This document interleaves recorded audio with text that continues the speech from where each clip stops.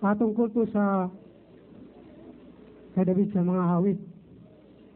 Sa 18:31. May tanong kasi doon, kaya nalilito ako po. Para kasi sinisino niya ang Diyos. Pakibasa lang po. 18:31, kapatid na yun. 31 po ba? 18:31? Sapagkat sino ang Diyos liban sa Panginoon? At sino ang malaking bato maliban sa ating Diyos?